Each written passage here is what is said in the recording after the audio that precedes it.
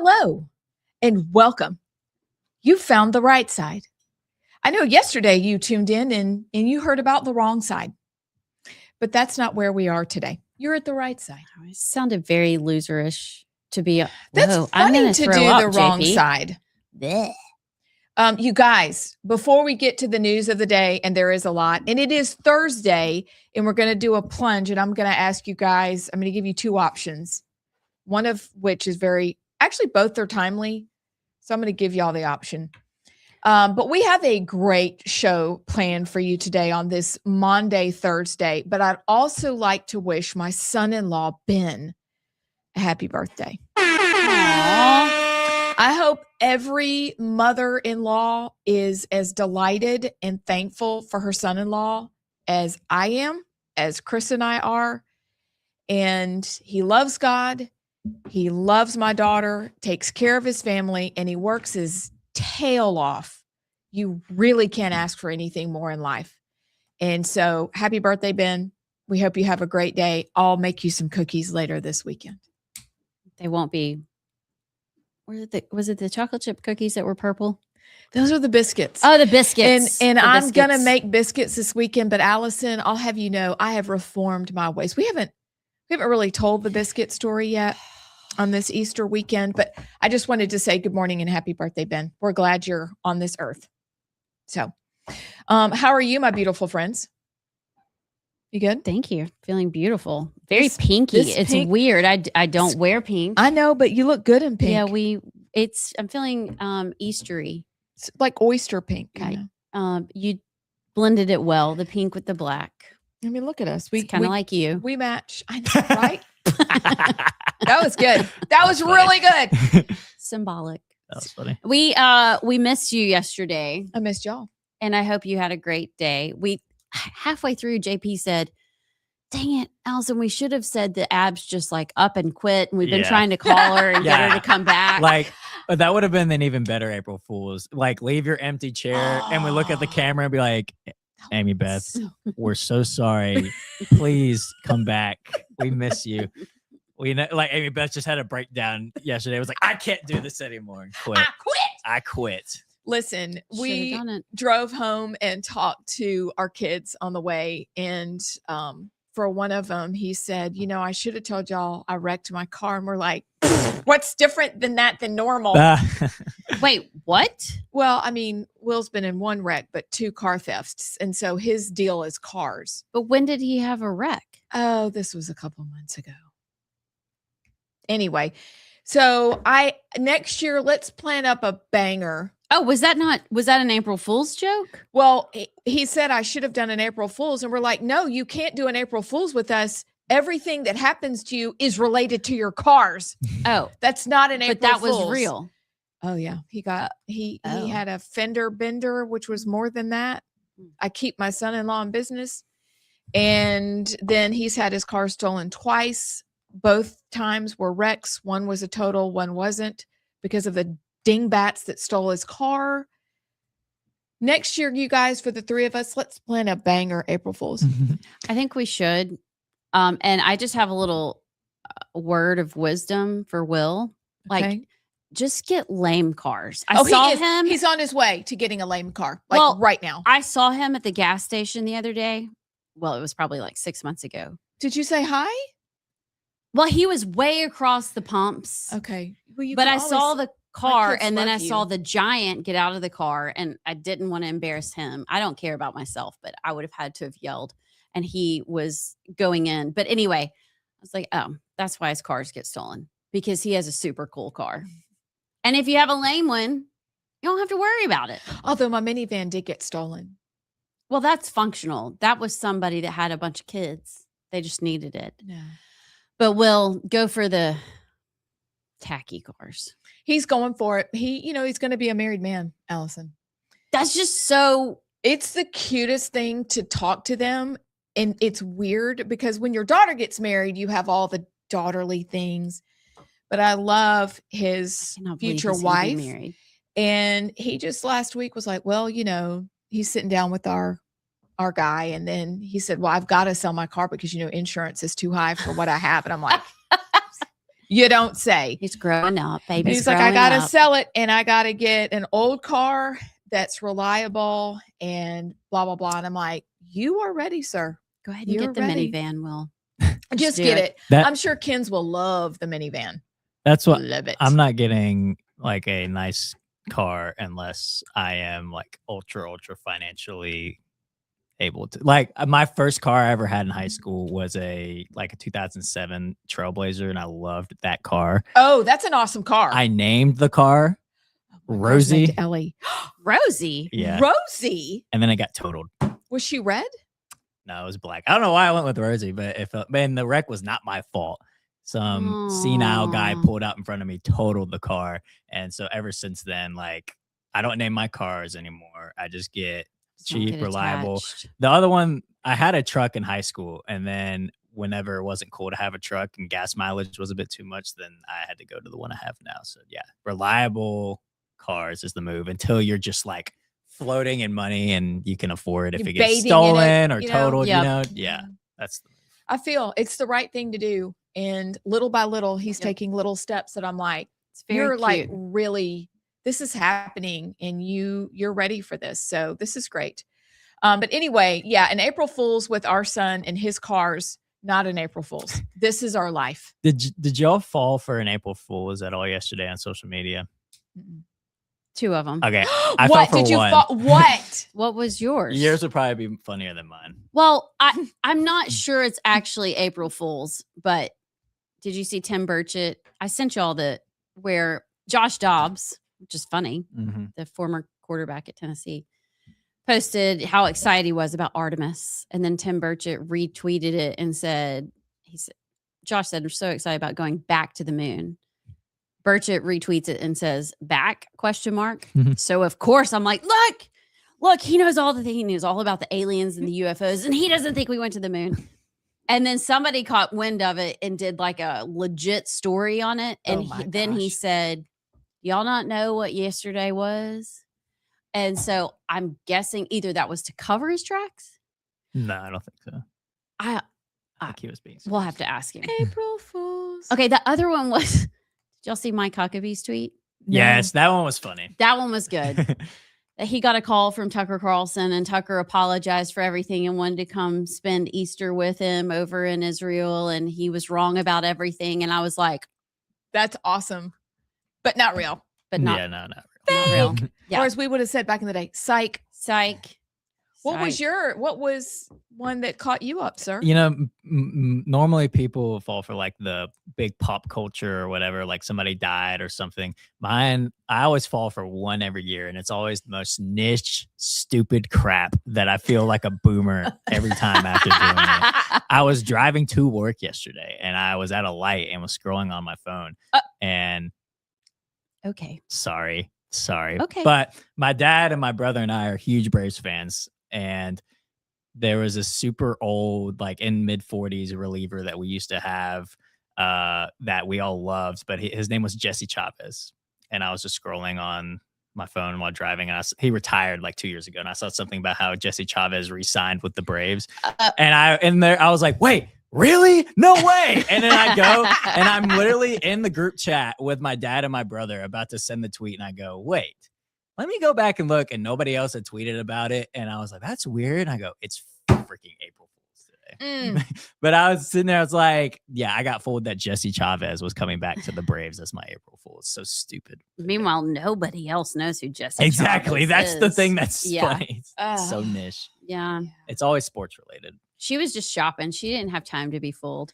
I mean, women be shopping. Let me tell you something. We went into a store that I thought was going to be an April Fool's, where it says go to Fredrickson's, and it's tire and appliance.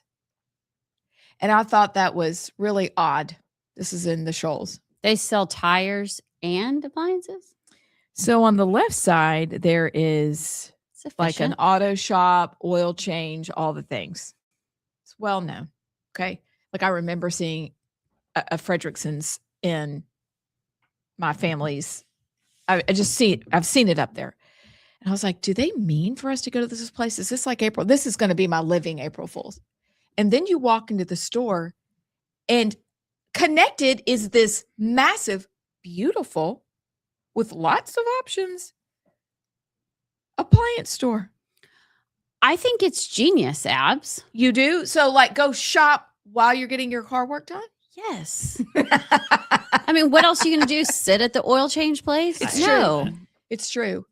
I mean, they must know that women come in there because you know what they have up close? The Speed Queens. They just unloaded 20 and they're already sold. Well, I want some of those. Do you have some? So we just purchased a new Speed Queen washer and dryer for the house. Then Jennings, did you see? You saw it. Okay, I actually thought that was April Fool's. I thought she was April Fooling you, but I guess not. Let me read you the text that I get from Miss Speed Queen herself yesterday. Oh, man, I love those things. I was talked out of. They are the best washer and dryers on the market. But my man, Doug, who was selling us stuff yesterday, was like, listen, I know that's what you love, but you're going to be at the lake and you need where you can actually put a king size comforter and you can't do that. So what did you get? I just did some rando GE profile. And he was like, you need big enough because hello. And I'm like, yeah, those giant men do not do queen size beds. So he caught me, but I was on my way to getting the most beautiful Speed Queens. And then I didn't. So I might break what I have now so I could get some Speed Queens. Don't do that. I'm jealous it's so of what not you fun have. to spend money on that kind of stuff. No, it's awful. You bought them last year, right? Well, I bought the Speed Queen washer and dryer for our house probably 2 months ago. And then Jennings, Miss Fancy Pants, needed a new one at her house. This is the text I got from her yesterday because she's blessing it. She's gracing us with her presence over Easter. Before I get home, will you wash my sheets and clean my room? Don't forget to fluff my pillows. And can you wash them in Diva, please? Is this an April Fool's? That's what I said. Yes. And then I said, I failed as a mother. Listen. She says she was kidding. I'm not so sure about that. You know, we should do one of those reels that the mom does on Shay Parent, you know, when your child comes home from college. And they're like, is anything you like in the refrigerator? Oh, you would like seaweed snacks. Oh, and also turkey, beef jerky, but actually they're plant-based. Oh, and some oat milk. Absolutely. Let me get right on that. And can our butler take your bags upstairs to your room? Sure. Yes. Oh, and your new puppy? Absolutely. May I serve you anything else? Would you like tea, lemonade, or a mimosa? My puppy only eats organic. We could do that. Allison, we need to do that because it would be a funny reel. Wouldn't that be awesome? It's actually real what happens. Like those things happen. See, we're the conservative on Mom So Hard girls. And we're different in that we are maybe journalists. I don't know anymore what we are, but that's where we can make millions is in our videos about our families. We'd either get canceled really fast or we'd have the best show ever. I think we should do it. JP, what do you think? I think so. I mean, we're about to start their Gen Z segment. They're about to have their own thing. Why can't we have our can you dream us up something that we could do for that? Like reels y'all making at home of being moms? Is that what you're talking about? but like funny. I'll send you one that somebody sent me over the Christmas holidays for when your kids come home from college. And then there's a Mom So Hard group of girls who've been out there forever and they try on bathing suits. It's hideous. Or I'm not doing that. I can't do that. But I want to do kitchen stuff, kids stuff, things that basically poke fun at our life or where we are. And so I need you to dream up how this is going to look because I think it would be hysterical because you know what we have? We have a lot of female viewers. And for that, I'm thankful. It's one thing that unites us all. We get it. We do get it. I posted that on Facebook on my story and all the moms were like, there. That identify with that right there. And I read it and I was like, oh, that's a funny joke. But Jennings isn't really like that. I mean, she's like rolling the mud. She loves camping. She loves being outside. But will you fluff my pillows? I mean, that just happened to come out yesterday. Or then when Molly's like, can you find my sweatshirt? I don't know where your Wear sweatshirt it? is. It's obvious that it's pink and adorable. Not my sweatshirt. That sounds like a you problem. Not my sweatshirt, not my problem. But I love that girl, and she's coming home today, and I cannot wait. That is true about Jennings. I've interacted with her a couple of times, but when we walked up to our thing we were at 2 nights ago, she really looked at me and just goes, "JP." And I was like, that's it. She's like a bro. So I don't know where and then she goes, "You look drained." And I was like, I'm pretty tired. Thanks. No, you said I work with these two. Yeah, every day. This is my job. I pointed it out. We finally have our Wrangler, Allison. Yes, our Wrangler. We do, and we're so thankful. Okay, so guys. I'm sweating. You're hot? Yeah, I'm hot. I was sweating like a dog last night. Dogs don't sweat, actually. I know, they pant. I wasn't panting. I was sweating, and I'm like, what in the world is wrong with me? Before we get to our news of the day and our montage, why don't we do a quick 3? Because Mr. Executive Producer said we will. Okay. So we shall. And then from there, we shall go into the montage, time dependent. And then we have a bunch of news, both national and state.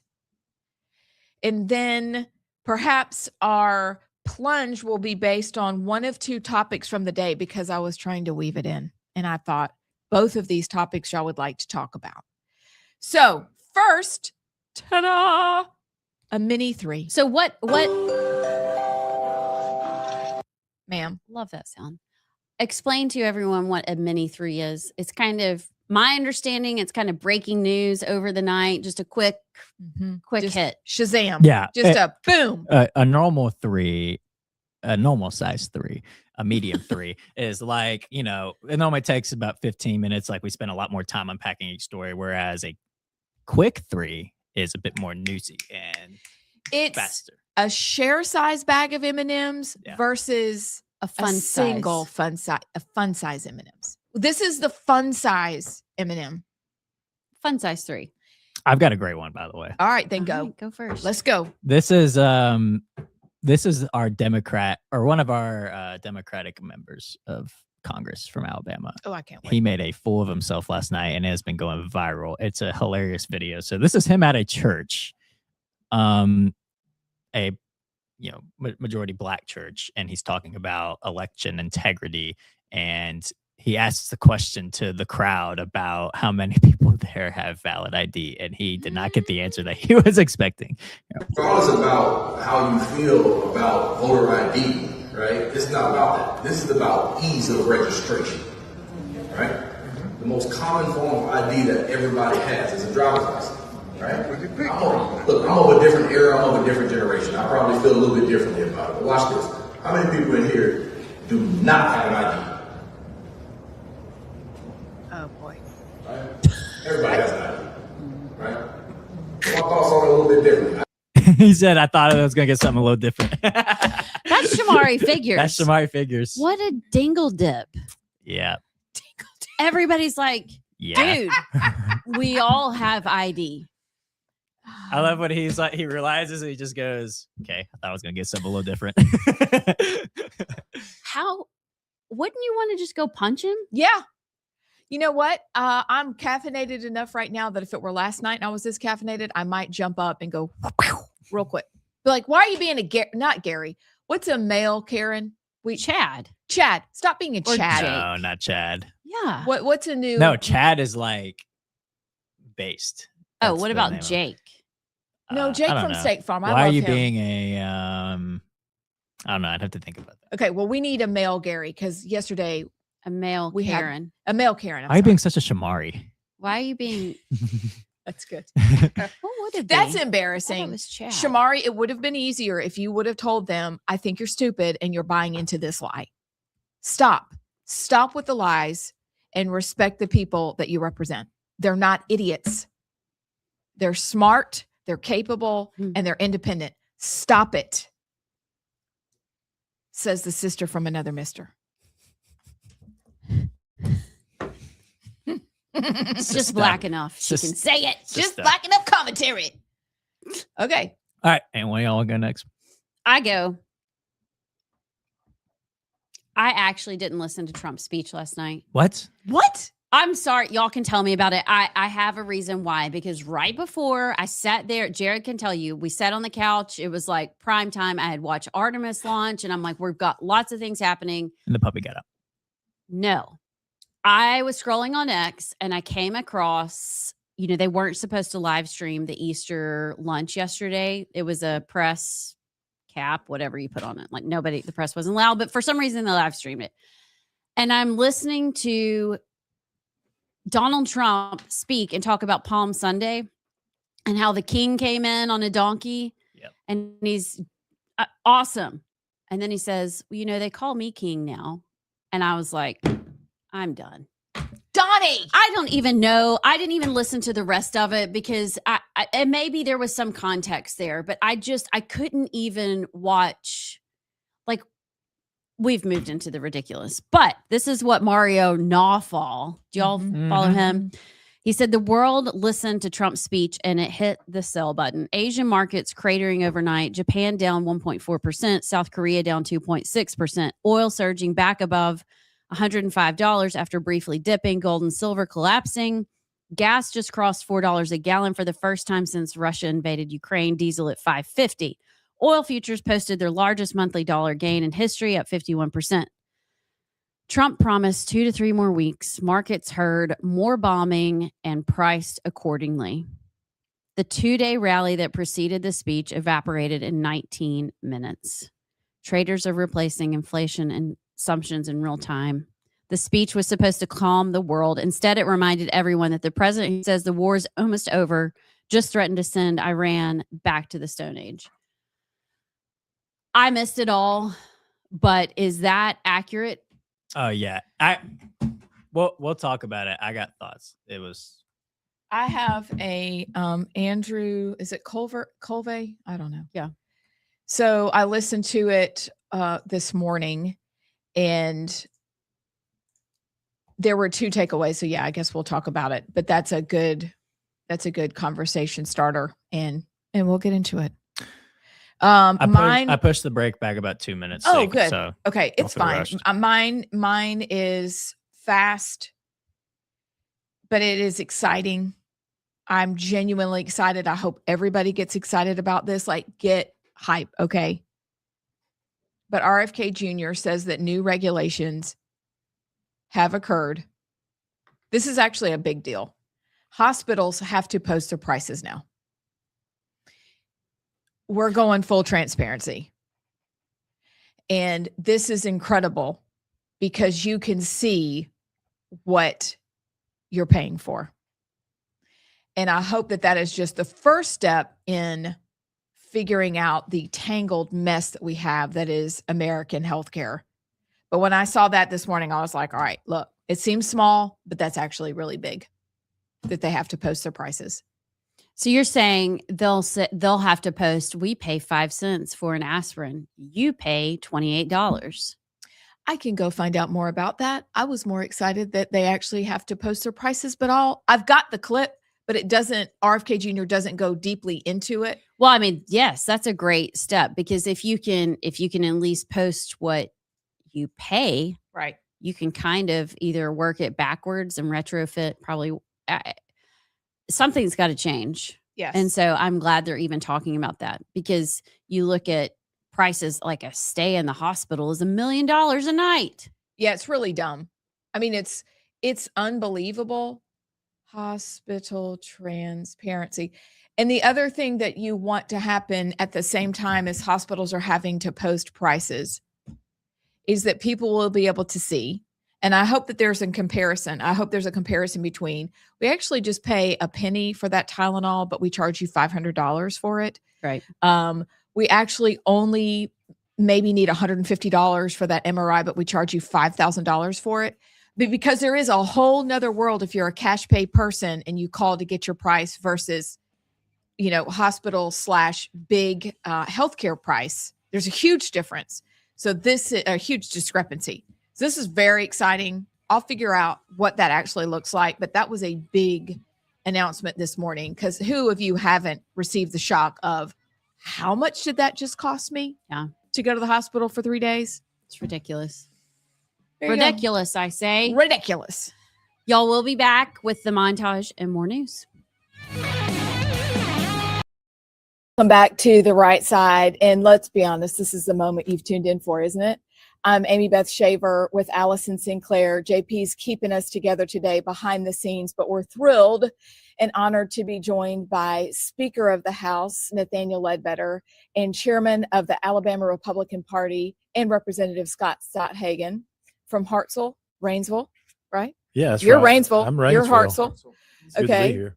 I wish we had more time to tell you that my dad used to moonlight at the hospital there, and I got to spend the night in the little call room. Anyway, that's neither here nor there. It's safe to say a lot has happened over the last couple of weeks, and this might not be what people expected, is the two of y'all sitting down right here with us. Talk us through how we got here. Well, certainly good to be here with you guys. Thank you for having us, and certainly good here to be with the new chairman of the party. And Scott and I have had a lot of discussion over the last week since he's got elected, and he certainly has my full support. I think he's going to do a really good job, and look forward to his leadership. And I think he can bring the party together in a way that maybe somebody else couldn't. So I congratulate him on that position. Yeah, it's an honor to be here. Thank you guys for having us on. I think it's an exciting moment from here for Alabama with the House of Representatives, our caucus, and the party coming together, and looking forward to the work that we're going to have going in the future. And it's exciting for tomorrow. Talk to us real quickly about the party for now. Does it feel united behind you? Are you feeling good about where you're going and how everybody is lined up behind you? Yeah, absolutely. So we have already hit the ground running. Matter of fact, yesterday we had a meeting with all the county chairmen, kind of seeing what their needs are and what's working, what's not working. So we're literally starting from the bottom, working our way up. But the biggest thing is a team, like we have with our caucus, working as a team, and then we're going to unite that gap between the party and the legislature for us to work together, because we're all Republicans, right? So I think it's going to be a very interesting, unique situation. I'm looking forward to it. Talk to us, if you would please, sir, about the caucus and where everybody is right now and what you guys would like to do over the next couple of weeks. Yeah, I think the caucus is in a good position. I mean, we had a very good meeting last week, and we just need to go forward. That's what we told the caucus, and now's the time to move forward, and they're doing that. We'll have some strong legislation coming up today. The closed primary passed out of the committee, so we'll have it on the floor Thursday. That's a speaker's pick. I'm going to pick it for Thursday, so we'll get to see it on the floor. So I think we got a lot of good legislation out there, some of it in the Senate that we've passed through the House, some of it vice versa. So certainly got to get the budgets out. Passed the ETF off the floor last week. Look to get the general fund the week after spring break. So we'll kind of finish up some things we got going, but it's going well. I think the people out there will be proud of the work together with the House and the Senate and with the governor's office. So we hope to continue that and look forward to finishing up strong. I'm curious, this question is for both of y'all, so you'll have to pass the mic back and forth, but whoever wants to answer it first, how do you view what is the proper role and partnership between the caucus and the party? There's been lots of debate about that, how much influence each should have going forward. How do you feel about the relationship? Well, I will say, Scott and I have talked about that already, and he's got an idea that I support of getting me and the pro tem and the governor-elect together and sitting down and looking at some bills that we can all agree on. I don't think we've ever done that before, Scott, and I think it's a smart idea and gets us all on the same page. And I think that's being really proactive and trying to choose legislation that not only the party would like, but the people of Alabama. Yeah, really excited about next quadrennium and next session, just to see us come together and work together as a team, because we're all Republicans. We have the same beliefs, right? So having that with legislation and party coming together, and hopefully, the bill package that we present to the governor, pro tem, and the speaker, we get that through, and we're really going to have like a Republican Day at the Capitol, and we're going to have all the state executive members there, and that night hopefully celebrate. And it's going to be a celebration for Republicans throughout the whole entire state, and I'm looking forward to it. So, and as far as our caucus members go, they're Republicans, conservative. We're literally one of the most conservative bodies in the United States. So we're hand in hand moving forward.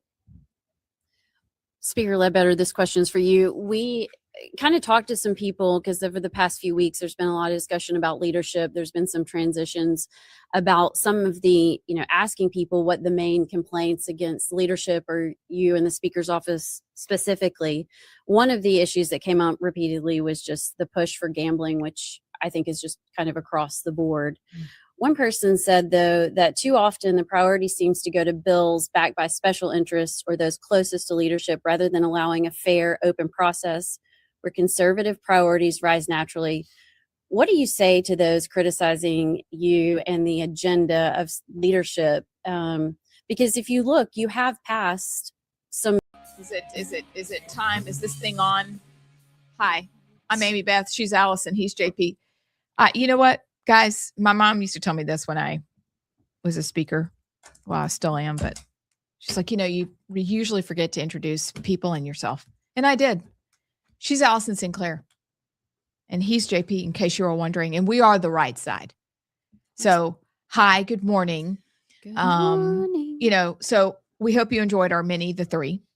Allison, I did follow up. Hospitals, doctors, they have to post their prices. No misleading, no fudging. Here are the numbers. This is a great step in our health system getting it right. So then you can get your bill and shame them? Is that the then plan? You get your bill and shame them. And then Chris has a whole thing he does when he gets a bill, and it's a whole thing. But if we could also then, and this is what I want to learn, know the cash prices and be able to compare them. We haven't trained ourselves to just pay cash for our hospital visits, for our doctor visits. Like, that's the whole problem, is we think somebody else is going to pay for it, or we get back what we've put into the system all these years for our deductible. No, that is not the case. So we've got a long way to go in correcting insurance, but posting prices and the major reality check that will provide is exciting. So anyway, all right. On to the montage. Time for news.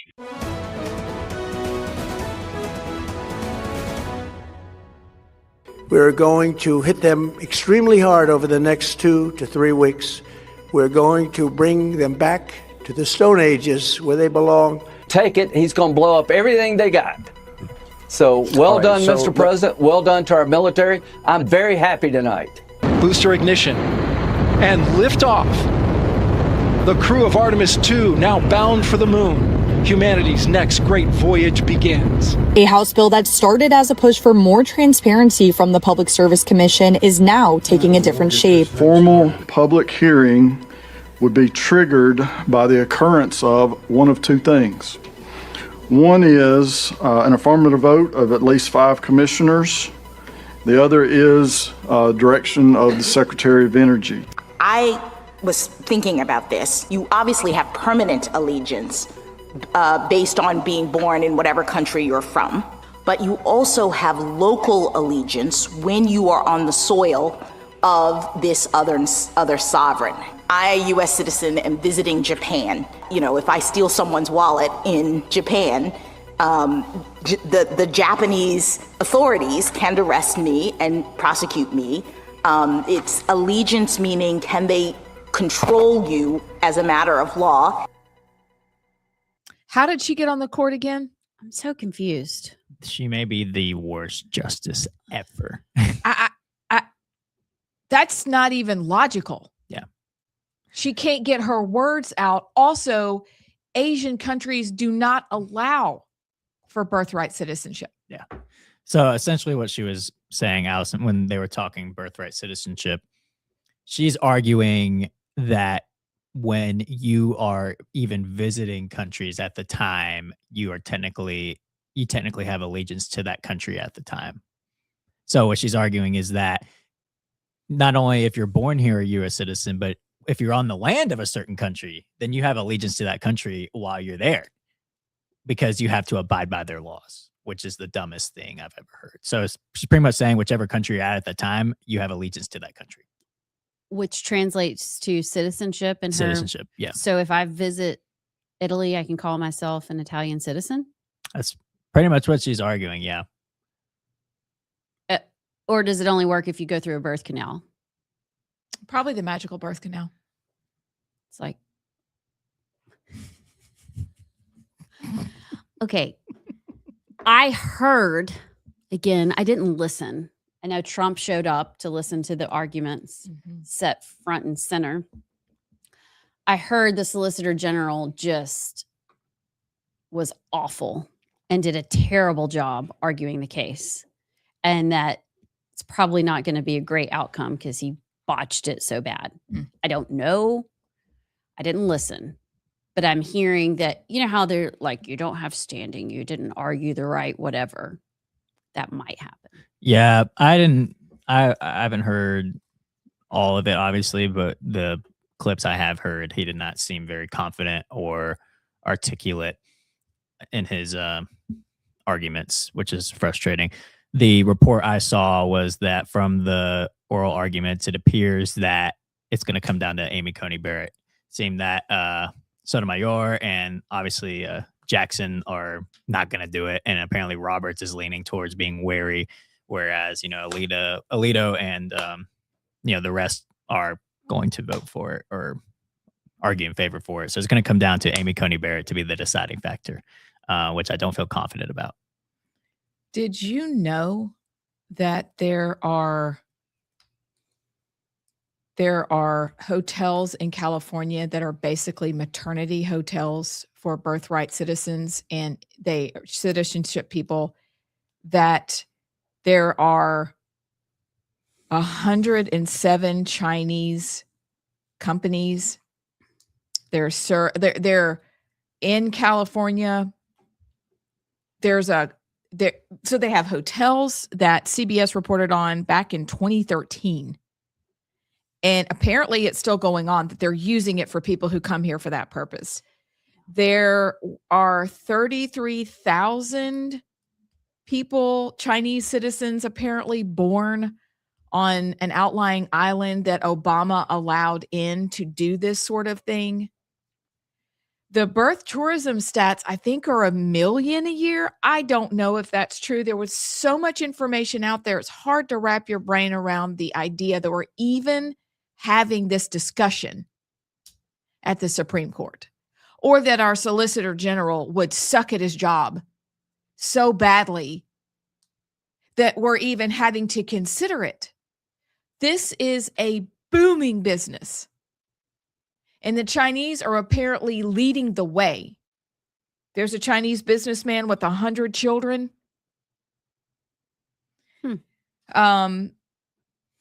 So this is a huge deal, but Obama seems to have really kicked it off.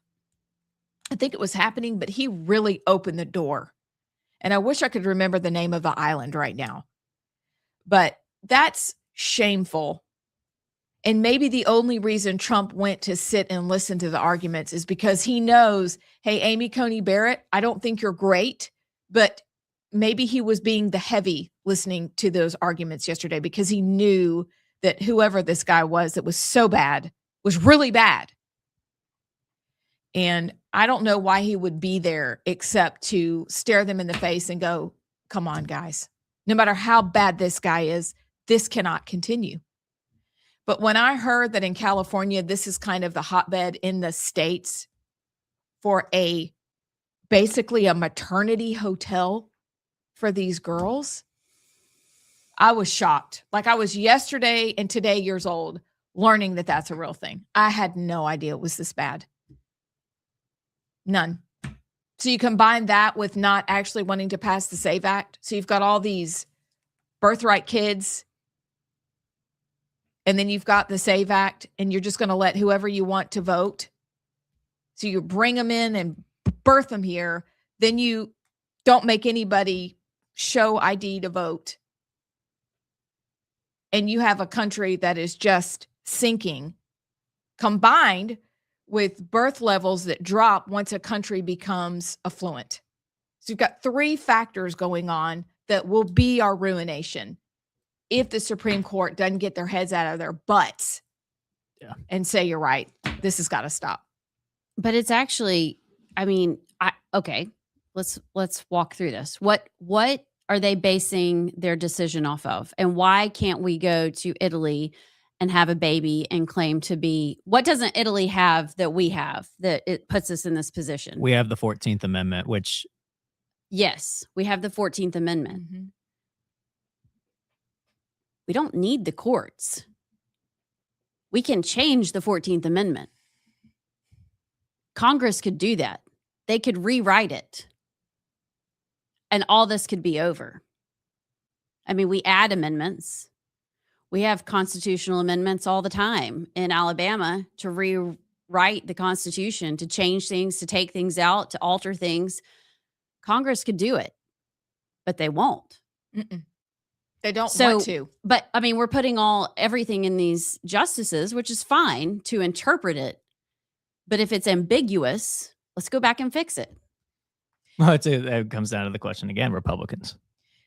Could we also I'm just saying there's another option. Well, yeah, no. Nobody talks about that. Yeah, you're that's right. the preferred way. Could we also not write laws or amend our own state-by-state constitutions that would disallow this situation from happening?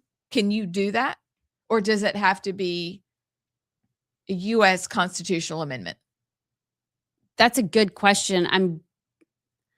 I'm guessing it has to be a U.S. constitutional amendment. I mean, maybe you could get away with like you don't recognize them as citizens in terms of your public service things in Alabama. I don't know how you would do that though, but that's a thought. It has to be the constant, unfortunately, because of the supremacy clause. But we have the 14th Amendment, which preferably would go through Congress.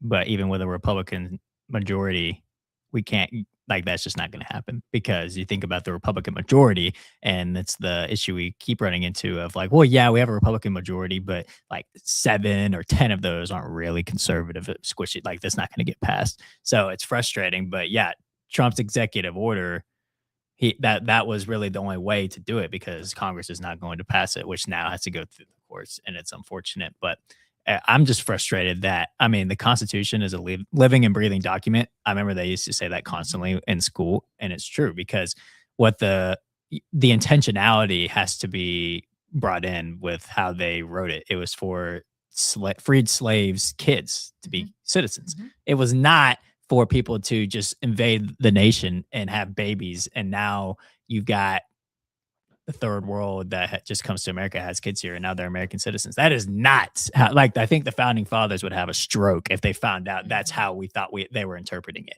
But unfortunately, it looks like it's going to be ruled or Trump's executive order is going to be ruled down because of it. But it's just very frustrating that the intentionality of it, of how it was written, is so jaded from our Supreme Court justices. I guess my point is everybody blames the Supreme Court, and they will after this, but there's another body to look at that could handle this as well. Sure. And it's a conversation we've had on the show since forever. Please come at us, bro, with this is not a replacement theory. That's just in your mind. Like, it's all working together for the people who have their plans to replace us so that they can get the country they want. And they're well on their way. And that is terrifying. I hope that we have enough chutzpah. That's a good word. I felt like I said it, with the knife in there. Chutzpah. To do the right thing.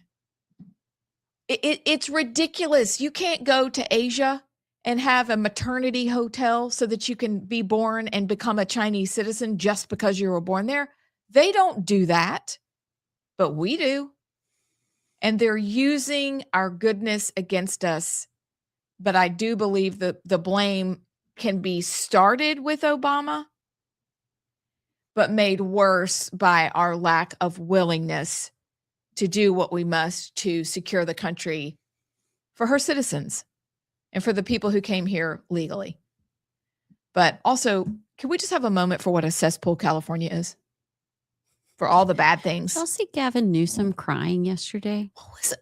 What were his tears about? Well, he was saying he was weird. He literally was standing up there speaking at some like community outreach something, and he's like, and I'm just weird. And we're like, this is weird. I don't know if he's on some drugs. I don't know if he forgot his words and just thought, okay, cry, fill the time, fill the space. It was the most bizarre. And everybody behind him, all the volunteers are like, he is weird. Then, did y'all see his wife took all their kids on a racist tour? And they had to come to Alabama to learn about racism and bullying. And she goes on and on about all they learned in Alabama, how racist Alabama is.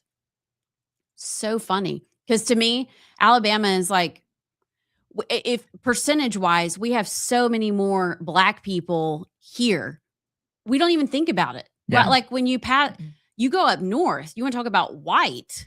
There's no Black people. I mean, they don't know. They don't live amongst each other. Why you come here? That was years ago. Idiotic. They're just weird. You'll see just as many, if not more, Confederate flags in the countryside of Pennsylvania than Alabama. This is true. I've seen it with my own eyes. It's crazy. On my way to Jim Thorpe, PA from Harrisburg. Yes, sir. And on it going from West Virginia into Pittsburgh, same. It is very different than what we've been led to believe. But how shameful and offensive. I think for the state of Alabama, little Miss Newsom, we are offended that you do not know better that it is your state that is a racist bastion of badness. You're a cesspool boiling over. I mean, it's ridiculous. Please stay in California. Unless you come here for the common sense, and then you're welcome to stay. Maybe you'll get right. I mean, they don't have bullying or racism in California. I don't know. We got to go to Alabama. That's true. I will say, speaking of up north where y'all's are from. Yeah. I'm not from there. Yeah, well, your family. I was born there. Hails from there. Yeah. I love like antique thrift stores. Not thrift stores, but antique stores mainly. And there was a needle. Of course, I'm into needle pointing. I've never needle pointed, but I want to.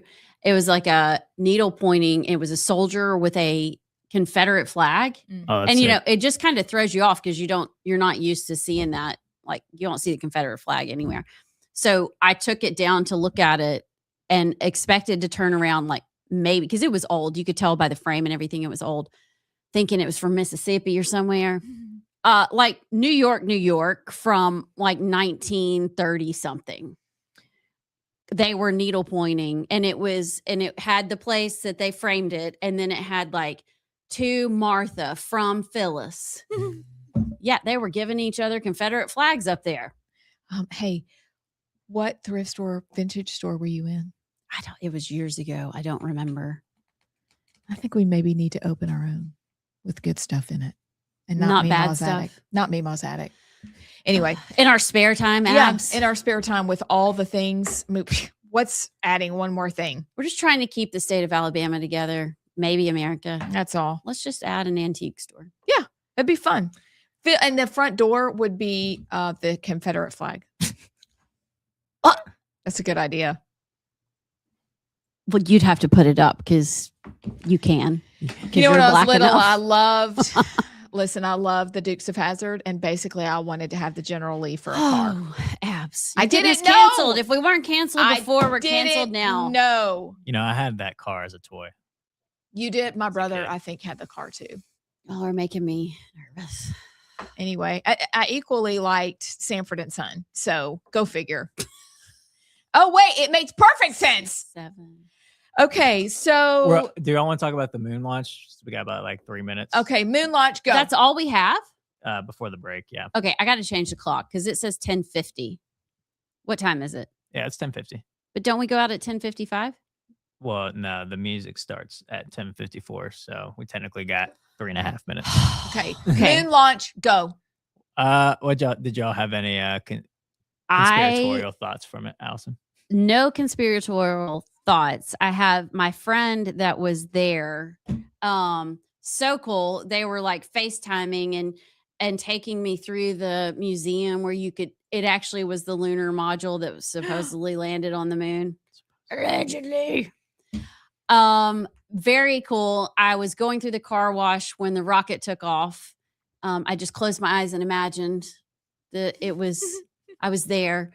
But y'all, it was so cool listening to them talk back and forth. And dude, Commander was like, yeah, we're off. Yeah, see the moon. Yeah, target identified. Like he was driving down 280. There's no color. Like there was no He verve. was just so casual. I'm like, I'd be like, yeah. You're going to space. But did y'all see they had toilet issues? Yes. Yes. That was the only thing I noticed. They're not dead. They're still alive, which is great, but toilet issues. They had toilet issues. I almost made a really funny joke.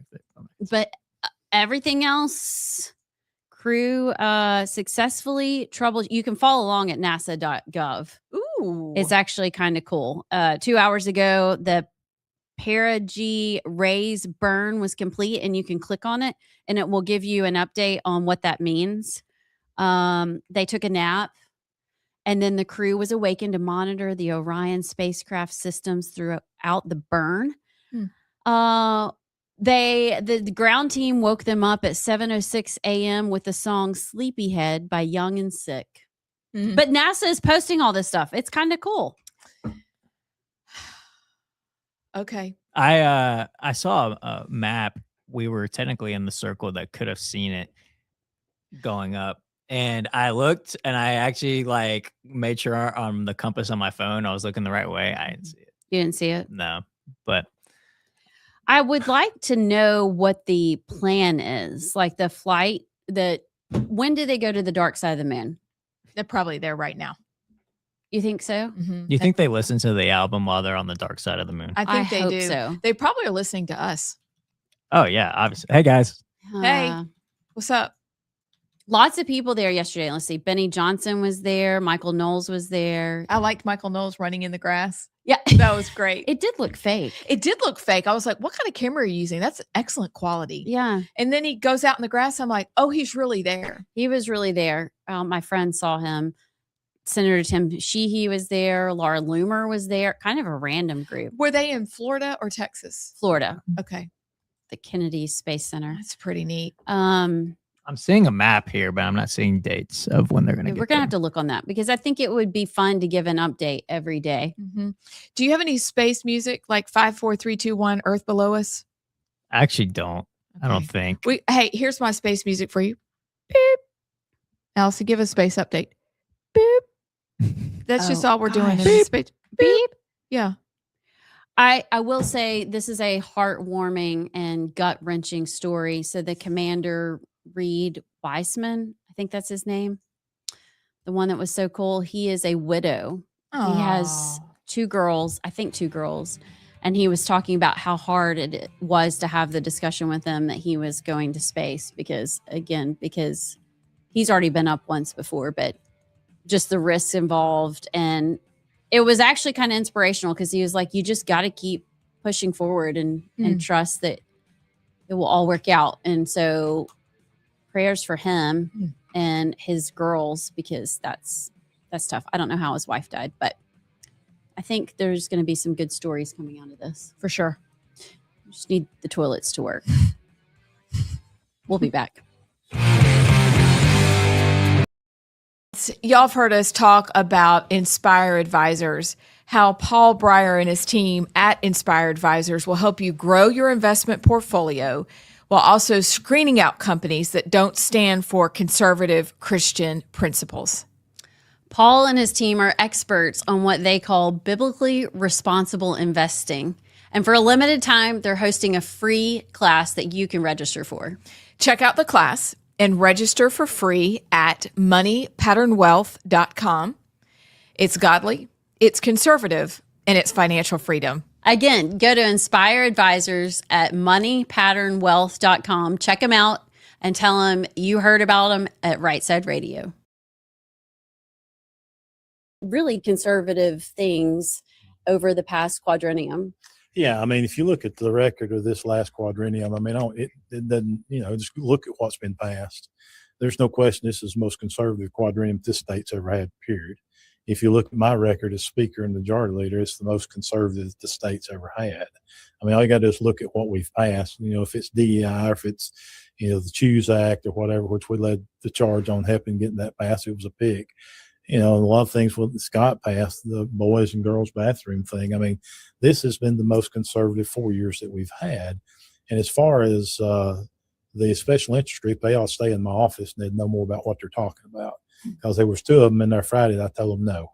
And one of them was Alpha on an ambulance bill that I think could serve rural Alabama very well. And the same thing with Blue Cross and those people. We tell them no more than we tell them yes.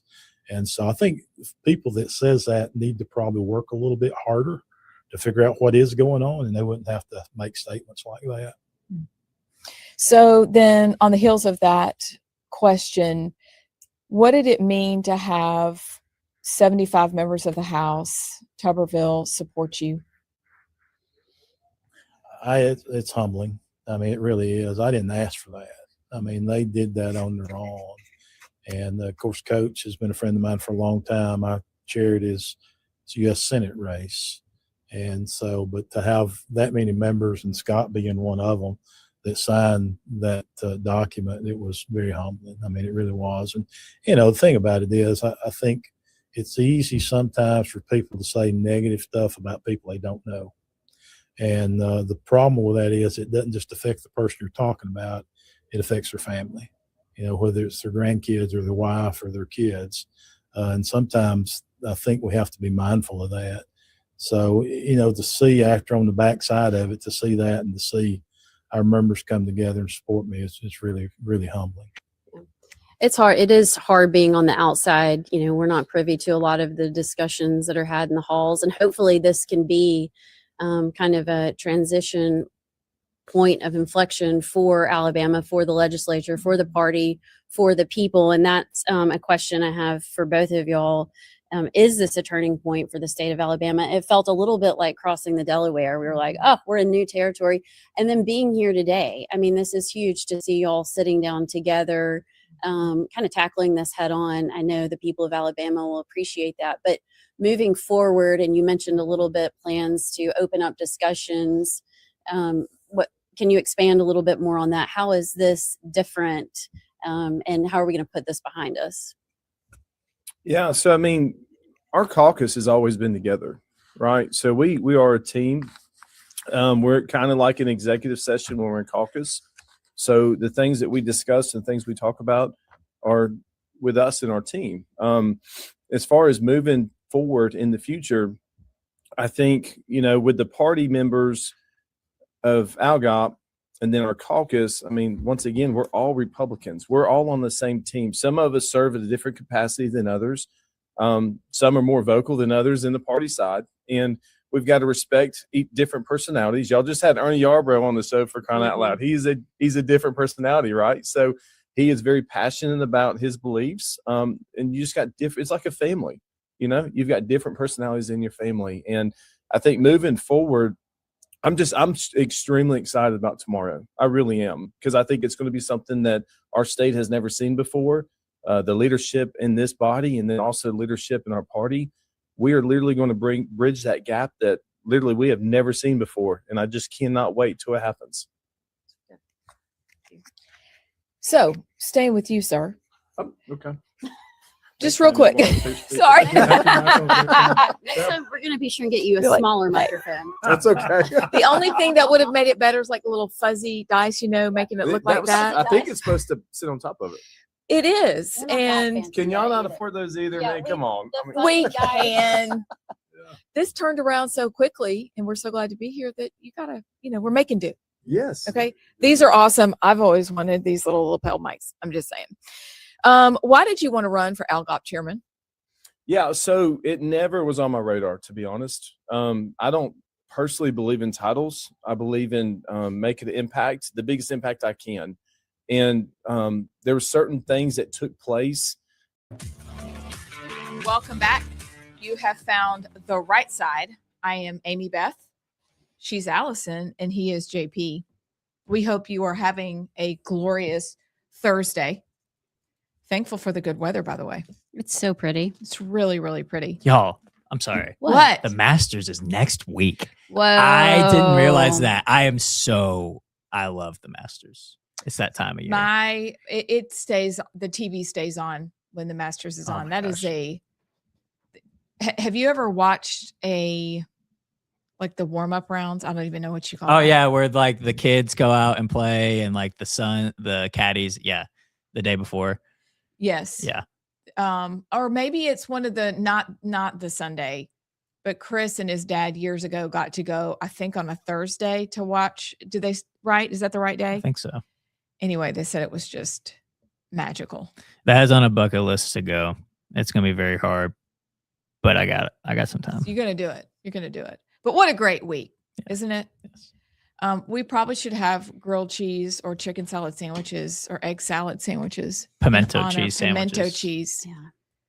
I mean, incredible at the Masters prices from how long ago? The 70s? Yeah. Like, really? So it's funny, real quick. My dad was a golf analyst, or he may still be, for the sports radio show in Huntsville. And he always calls in and talks on there before every like major golf tournament about who he thinks is going to win and all this stuff. Yeah. And so I was talking to him last night and I was like, Dad, the Masters is next week. Who do you got? Who do you think's going to win? And he just goes, it's hard to say. And I'm just like, wow. What does that mean? He's like, I don't know. It's hard to say. Come on, it's man. your job. Mm. Come on, man. It's always like the mark of a new season, literally, when the Masters rolls around. Yeah. It's fun. Man, if I could grow my azaleas like that, if I had people, my azaleas would be that good too. You had people. Yeah. I am the people. Okay. So let's discuss two things. One, let's talk about Trump's address to the nation. And then, or address, excuse me. It's not his address. His address is Pennsylvania Avenue. Is that wrong to say address? Is it his address? No, it's an address. He addressed the nation, but technically, is it wrong to say address? Brad from Crimestone County is probably typing. He's typing cat as we speak. Tell us, Brad. Your diphthong is over the wrong letter. That's good. That's good.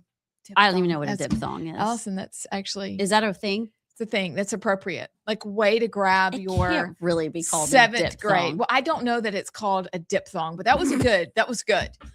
Like, You I've know, got chutzpah, you've got diphthong. I don't even know what a diphthong is. We're gonna talk let about me it's Google a it. language, it's a grammar situation. All right. So while we look up what a diphthong is, you guys, because we could tell people they're diphthongs. Let me check on the meaning first. All right, go ahead. No, it's what does an English term. Dip? Is it really thong? It's diphthong. Mean. Tell us. A dip. Oh, you got to add the H. DIPHTHONG. Diphthong is a sound in speech where two vowel sounds glide together in the same syllable. Like O and E? Like coin. Coin. Yes. Co-in. Okay. Yeah. Or house. OU. Mm-hmm. Okay. I like it. So that was the totally wrong. There are monophthongs. What does that mean? One steady vowel, like cat, bed. How would you even say that? MONO. Mono. Yeah. PHTHONG. Mm-hmm. Monophthong. Monophthong. Statutahagen. Statutahagen. Anyway, I think I used diphthong wrong. That's okay. What's new? Hey, whatever. Who's keeping track? Who's keeping track? Nobody. I don't even know what we were talking about. We're the Trump address. The Trump address. Oh. Address or address? Address. So the Trump address. Okay. So, JP, thoughts? I didn't watch it, so y'all tell me what happened. So it essentially was what I thought it was, a nothing burger. It could have been a truth post. He didn't say any new information. He didn't give any new, anything new. It's just kind of just the recycled talking points of how many times have they said 2 to 3 more weeks that they're going to be doing this. He has essentially said, in a summarization, we've accomplished everything we set out to accomplish. It's pretty much all done, but we're going to bomb the crap out of them for about 2 or 3 more weeks while we're negotiating with them. And by the way, we don't even really need the Strait of Hormuz, but NATO does. So how about NATO? You handle that problem, please. Thank you. And that was pretty much the summarization of the it was very effective message. Yeah. But the only good part I would take from it was that he said moving forward, the United States is going to stop importing oil altogether from the Strait which is a good sign. But I don't know. In terms of the Strait, what this was essentially was we went to Iran. We went in, we're like, we got this. We threw the first punch. We got hit back harder than expected. And then we looked to our like little brother over here and we're like, hello, do something. Are you going to do anything? And they're like, what? The whole speech that was pretty much it. The effective part I also liked was, same. He just, hey, we're winning. But he listed off how long the other wars had been. World War I and II, and literally down to the day, 3 years, 1 week and 2 days. World War II, Korean, Vietnam, on, and then 30 days and however many hours. He was very specific about that. I thought that was an effective plan for all the people that are like, let's get out, which we all want out. He did not mention regime change, just that they're all dead. So the regime has changed, which was a little bit funny. But I believe, and like Andrew Colvett listed out, that he is publicly signaling that the objectives have been achieved to his liking. What I do still find interesting is that interviews from 1987 with him and Barbara Walters talking about Iran are still very interesting. He has talked about this for 35 years, which,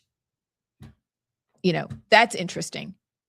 But of the talk, the most interesting part to me, beyond the we're winning, it could have been a truth post, was listing out how long the wars were, basically telling people, calm down, number one, and number two, other countries, y'all go fight for yourselves.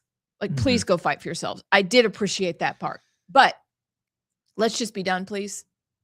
Please? Yeah. Let's be done. Well, can I just say one more takeaway I had from the speech last night, which had nothing to do with what he said? He just did not look good, in my opinion. And I don't know. Y'all can tell me. Did he look drained like you do? He did. He looked drained. He just looked very tired and no life, no fire, no passion. He just kind of zombie walked up to the podium, read from the teleprompter word for word with it just was not Trump. And I don't know, maybe it's me because I've never really had a GOP in terms of my interest in politics without Trump. Like my first intro into politics was 2015, 2016 when I was in middle school, and it was Trump.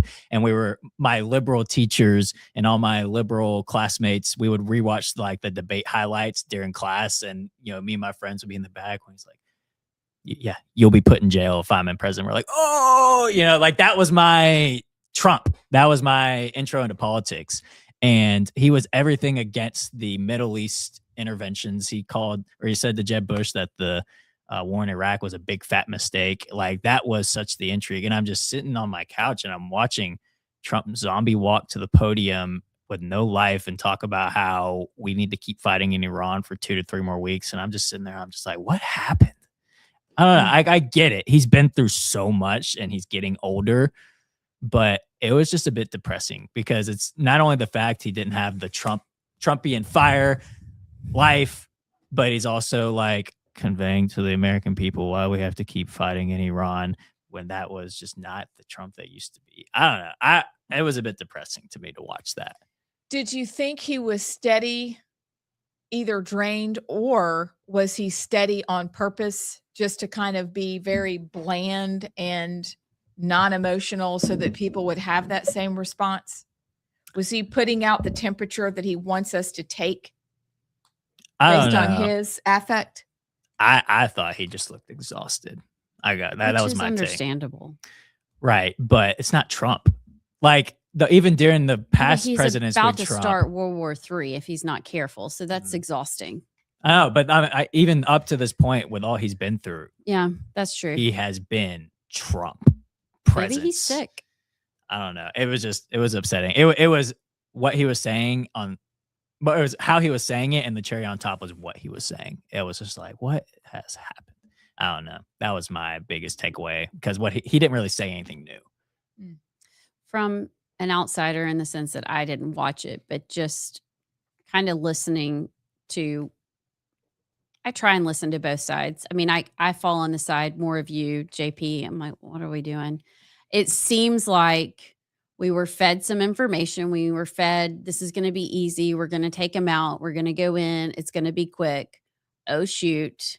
They actually have drones. Oh, shoot. They actually closed the strait. Oh, shoot. They actually have missiles that can reach places we never anticipated. And it's almost like we didn't plan for the second wave. We didn't think there'd be one, which is a terrible, terrible way to go into a Middle East war. That should, if you're wanting to build a coalition and you want your allies to step in, you have to look like you have a plan. You have to look like you know what you're doing. And right now it doesn't. And even the messaging on why we're there is still iffy. So now we're in this spot where it's like, if we don't turn the Middle East to glass, is this another Afghanistan kind of world over there where we went and I guess did something, but is it even better? I don't know, but I don't like, again, the mixed messaging of, we accomplished it all, we're winning, but hey, the most bombings ever are coming in these last 2 or 3 weeks. Just for fun? Just because? Like, did he give a reason as to why, if we've accomplished everything, we now have to go turn into glass? I mean, did he say? He essentially said, like, everything is pretty much done. 2 to 3 more weeks and we'll finish it. Well, he said something about putting them back in the Stone Ages. Where they belong. Yeah. Yeah, that's not really, to me, that's more forceful than, hey, we have a few loose ends to tie up, a few strategic moves. Just weird. If we got to finish it, we got to finish it well. And I support that. But I still don't exactly understand the messaging. It's been fumbled. Yeah. And actually now we're hearing that Tulsi Gabbard might be fired. Pam Bondi might be fired. Like, everything's unraveling, it seems. Stay tuned. Stay tuned. I will say this, though. There's a big development today. This kind of says it all. But he referenced in the speech about, the new regime. We've got people that we're negotiating with that are less radical and looking to make a deal, which was true. But the lead negotiator for Iran right now that had been talking with us to bring an end to the war, Israel killed him this morning. What? Squeeze me? Yeah. What? What? The morning after the speech. I'll pull up his. Is this the So this was guy? Iranian Foreign Minister Kamal Karazi. Yeah. Okay, excuse me. Not dead, seriously wounded from a strike by Israel, but he was overseeing potential negotiation meetings with JD Vance through Pakistan, but they killed his wife, and he is seriously wounded from strikes from Israel this morning. So Trump goes on in a speech to the nation and says how we've got a less radical regime. We're working to bring an end to this 2 to 3 more weeks. And hopefully with these less radical people in the Iranian regime, we'll bring an end to this. And then the next morning, Israel tries to kill him. That's just what does that mean? They don't want the war to end. They don't want negotiations. They want this to keep going. So is that why we have to stay 2 or 3 more weeks? Because Israel wants us to stay 2 or 3 more weeks? I don't know.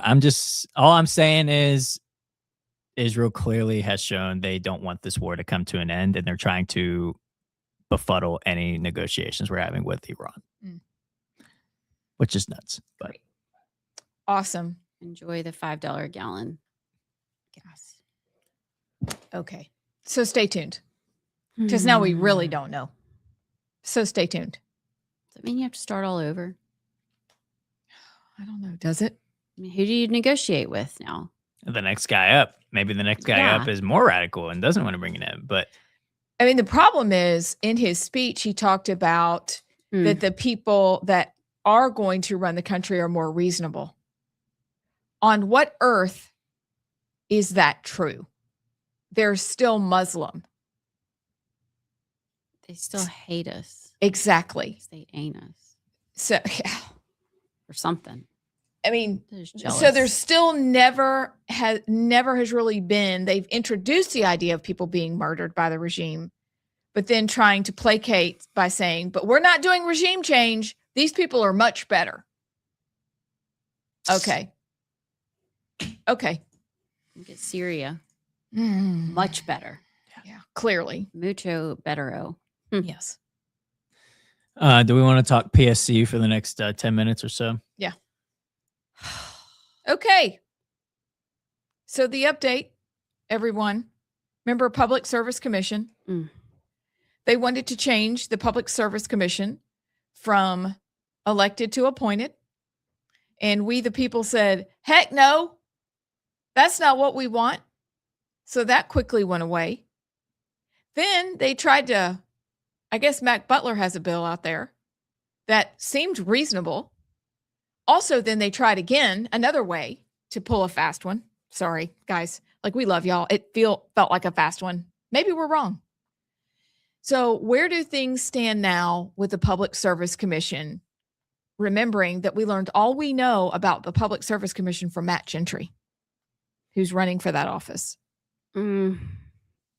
So Mac Butler's bill, which it seemed like everybody supported because it opened the door to way more transparency, public hearings, etc. The argument against it was that it was going to cost money for these public hearings. But Mac Butler, when he was on the show, he said, look, the cost is nominal compared to what we're spending now. So House Bill 475, Mac Butler's bill, goes to the Senate. At the same time, Clyde Chambliss's bill passes the Senate. This was the Power to the People Act, where they expanded the commission. We're packing the commission is basically what we're doing. Yeah. To 7 commissioners. And it added a governor-appointed energy czar. So these 7 commissioners, y'all follow along with this. The 7 commissioners would be geographical based on congressional districts, which means you could have 2 Democrats now on the commission. The energy czar would be appointed by the governor. But the energy czar, and you're like, okay, great. Tommy Tuberville, we are going to assume will be our next governor, unless it's Jermaine Brown with Will Ainsworth's endorsement that he put out yesterday. He'll be our next governor and appoint the energy czar. All right, let's say we trust Tommy Tuberville. Well, the energy czar, even though you have a 7 commissioner commission, the energy czar would set the agenda for the entire commission. So that means it's still appointed. And that's exactly what they said they didn't want.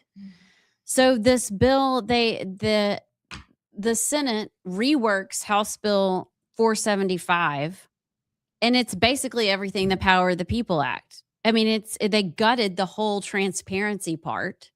Mac Butler ends up voting against his own bill when it comes back to the House after the Senate changed it. And so it's kind of all for naught.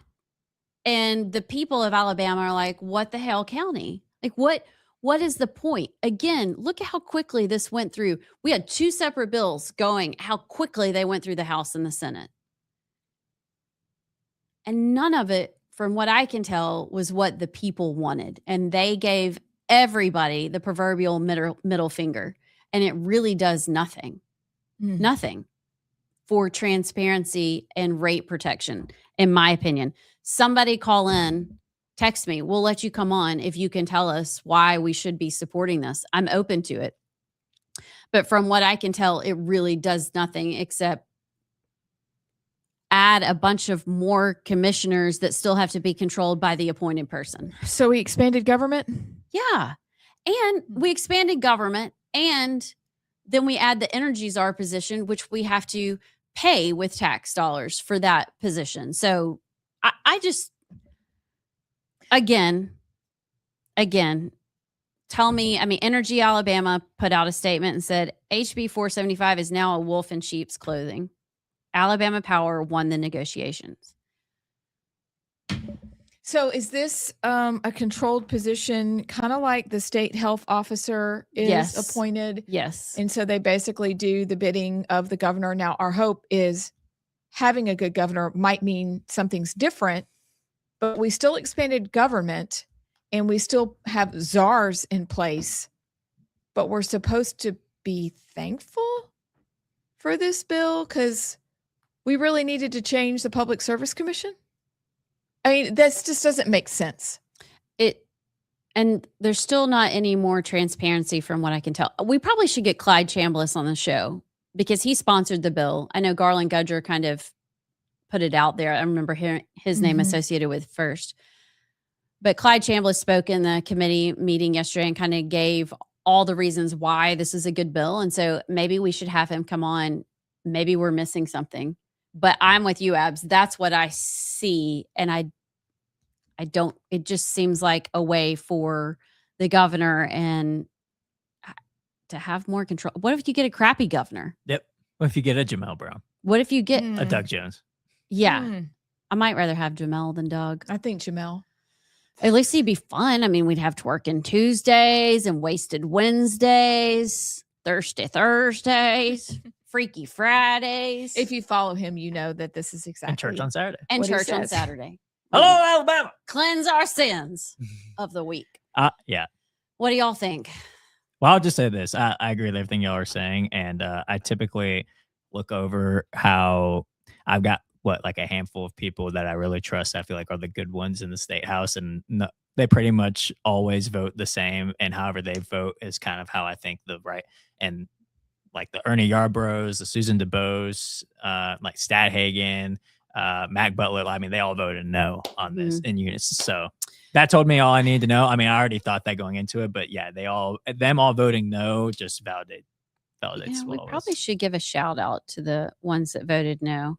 And also, while you're looking them up, could we please, whoever gets into office this time as a rep or a senator, could we have one of y'all emulate Tim Burchett and just go on listen, we just got out of a meeting and this is what we talked about.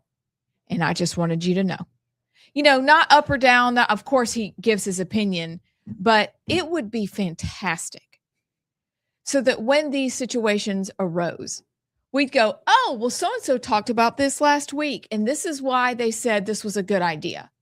Instead, we're genuinely looking in from the outside going, you just expanded government. You have another czar, AKA more control for the governor and less for the people.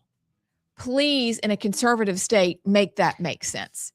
But I'm just lobbying for somebody to take their iPhone and please give us daily updates when you're in session. Let us know what's going on. We'd really appreciate it. It would help. It would make our jobs a lot easier.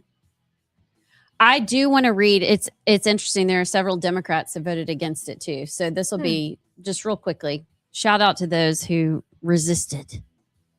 We'll do that on the other side. Are we plunging or are we threeing? We're plunging. We're gonna plunge when we come back.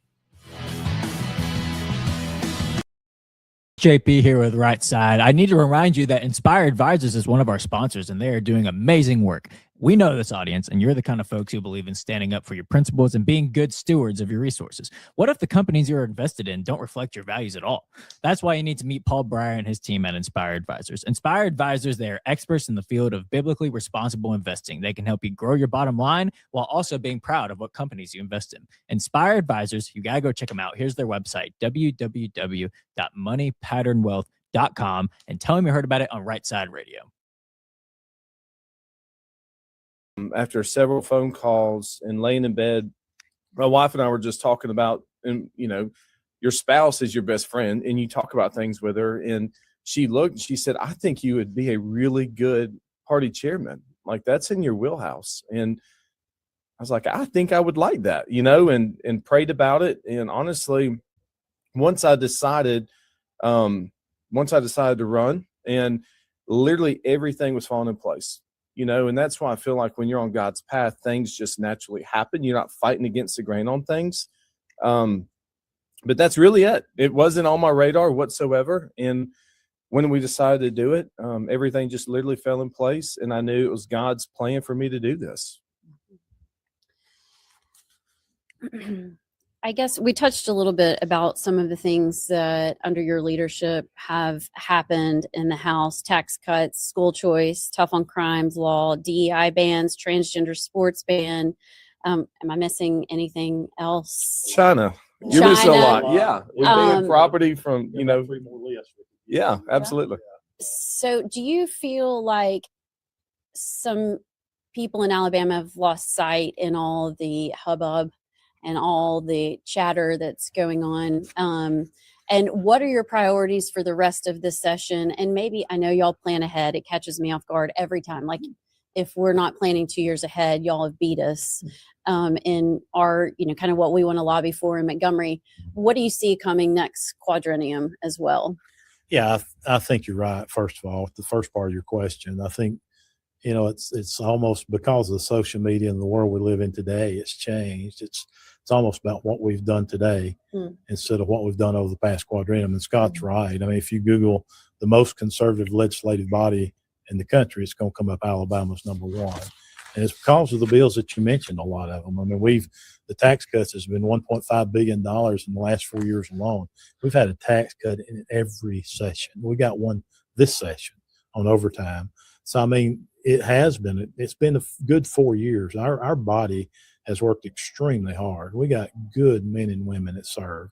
And Scott was talking about the reason he run for the chairman. I mean, the reason I got in leadership was because we were going through the turmoil when I first got elected, as you remember, with the Hubbard and all that went on with him and the governor and even the Supreme Court justice. That was all at one time within a few months of each other.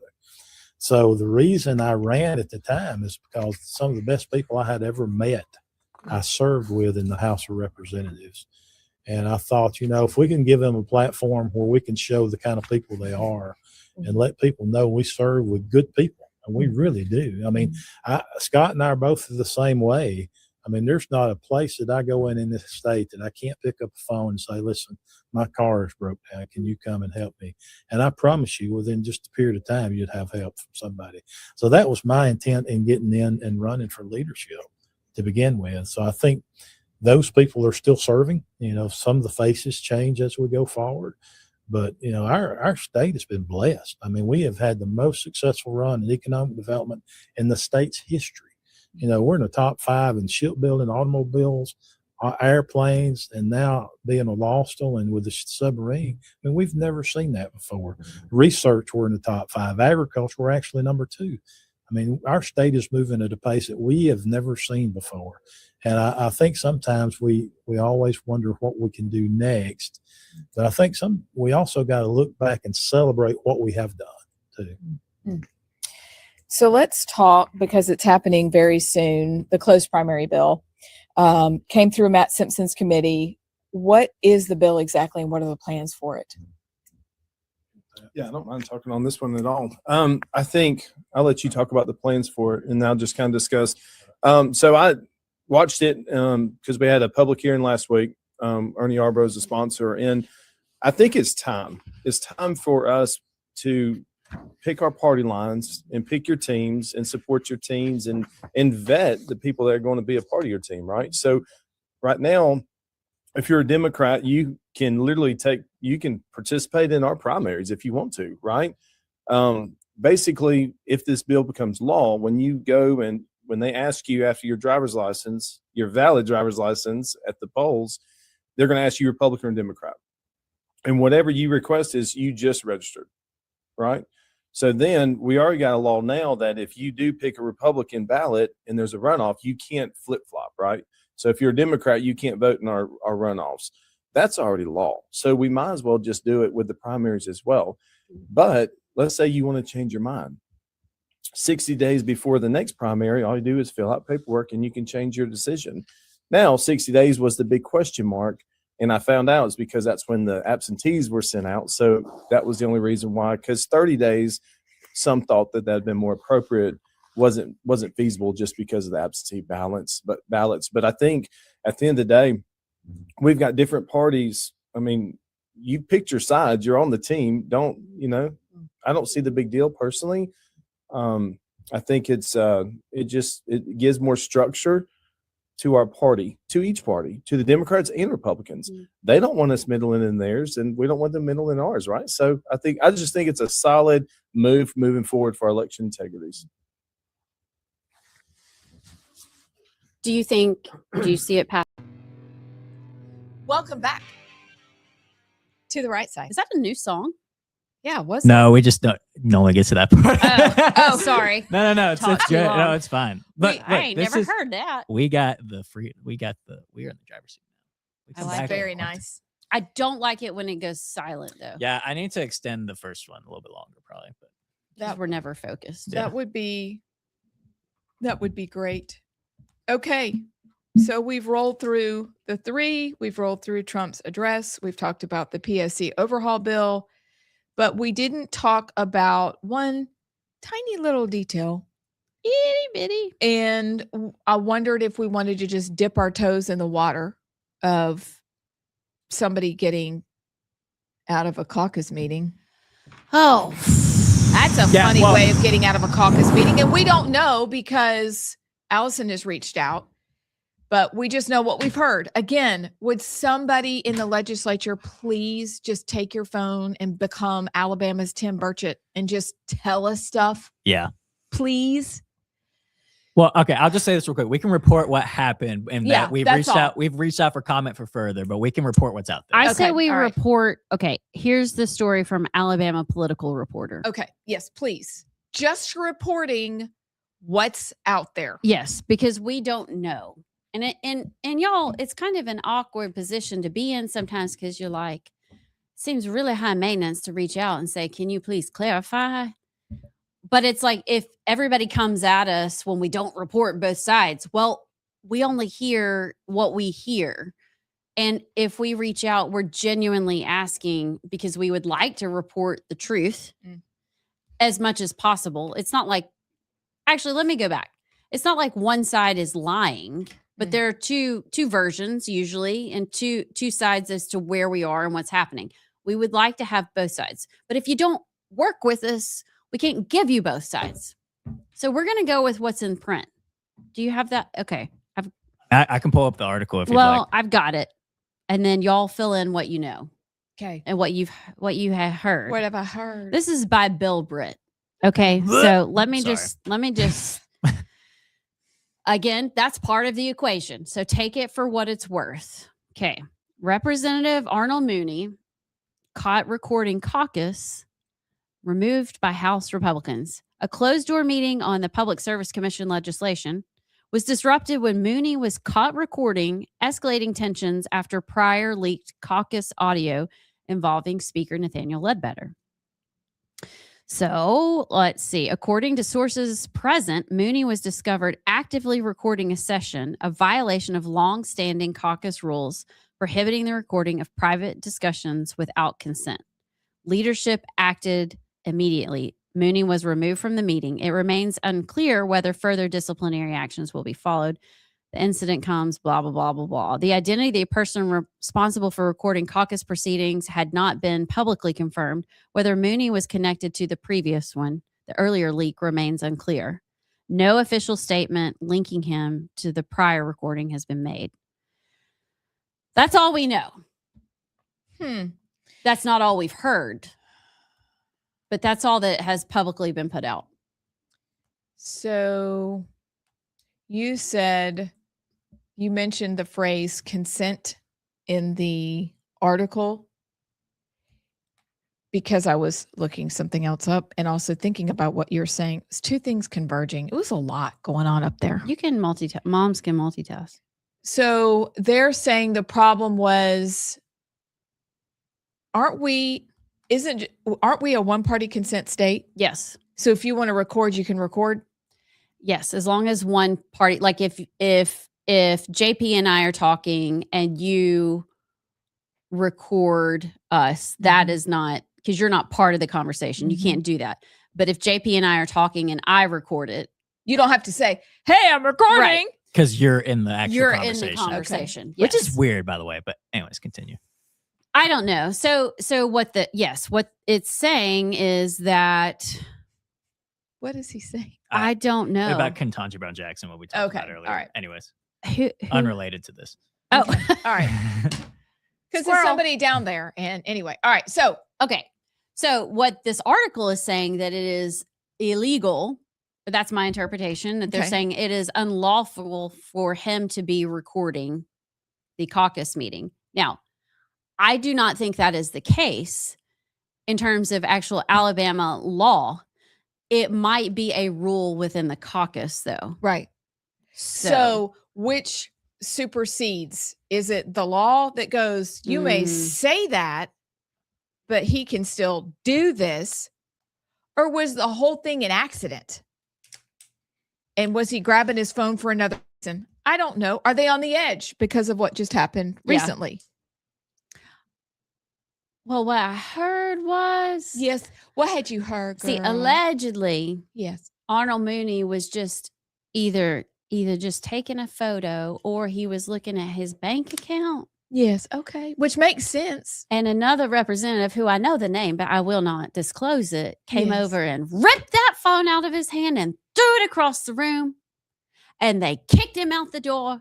And then they immediately took a vote. And apparently he's kicked out of the whole caucus forever. Forever? Banished to the towers. Oh, my goodness. Bless his heart. That's what we do to our drunk uncle at the Christmas. You got you out. You are cut off. You are cut. You gotta go. Off. And somebody said he was set up and framed. Now, okay, in all seriousness, I did hear, I think you've heard similar versions. I don't know. Like I don't know. Somebody knows. Somebody help us.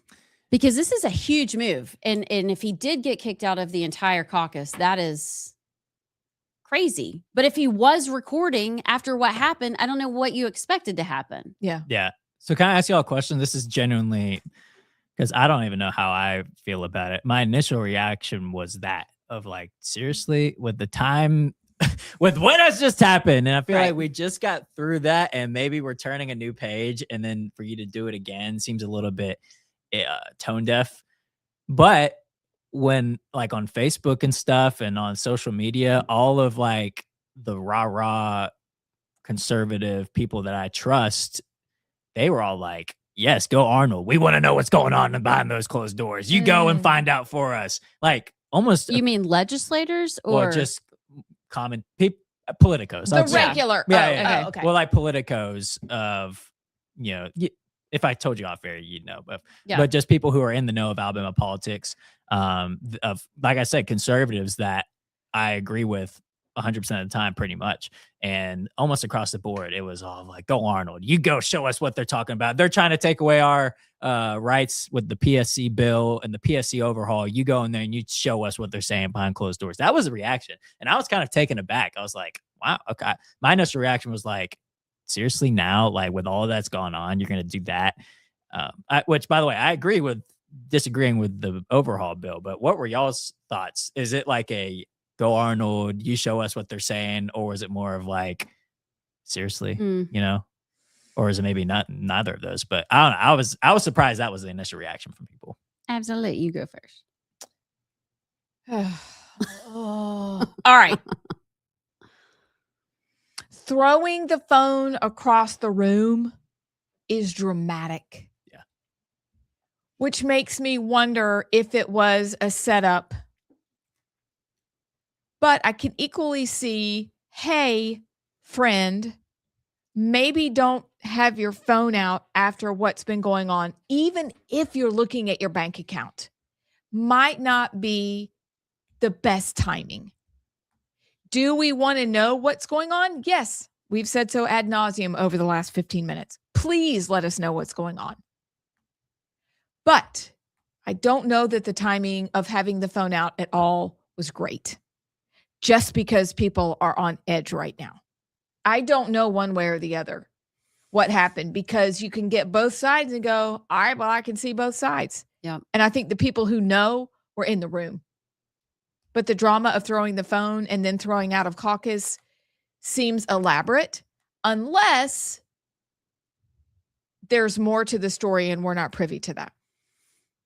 That's 100% true. I am one that it's like some things have to be sacred, and those closed door meetings, it's like attorney-client privilege. It's like you're, with your counselor, there's a privilege there that things remain in that room. And I don't know if they sign something that says, I will obey the caucus rules, and these are they rules, and you'll be thrown out. I'm guessing they all see the rules for the caucus, but I just think some things are sacred and you should honor that. In the same hand, sometimes we get to desperate times where if you want to violate that, your decision, but you have to understand the consequences of it and be okay with those consequences. I also know that there were several names from the first recording that went around of people that were involved in it. And that might be some of this, just everybody's a little jumpy, a little on edge. And I was shocked when they didn't kick anybody out of caucus the first go around. I don't think they had enough evidence when they investigated to do it. So maybe they're looking for someone to kind of play the scapegoat. I don't know. I won't assume to know what Arnold was doing. He is a friend of ours. He is, he was my representative, still your representative. I'm now in Susan DuBose's district. I mean, that needs to be disclosed. I mean, we are friends, and I appreciate Arnold and what he does. He is a good man. He is an honest man. He does the right thing. He loves the Lord. He's principled. I don't see him doing this, but sometimes when you get to a point where you feel like it serves the greater good, maybe you would do something. I don't know, but we're in a weird spot because I really thought we went to the State House. We had great conversations. Several legislators have said, it feels different.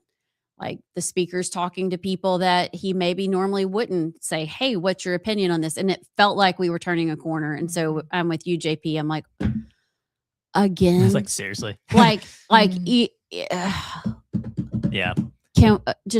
I'm tired.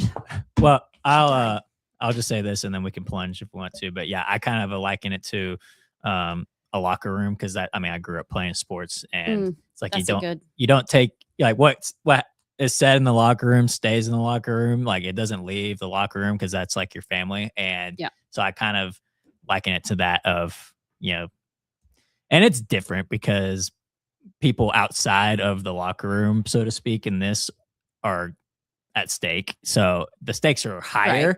But I agree with you. I think there needs to be a bit of trust and sacredness when going into stuff like that. Hey, go into the caucus meeting, and if you want to do that, you can come back out and spill all the beans about everything that was said in there.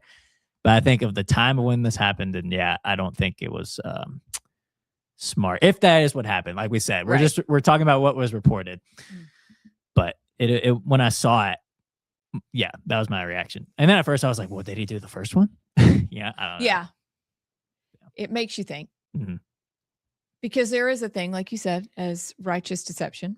And sometimes you have to do that. Now, before we move on,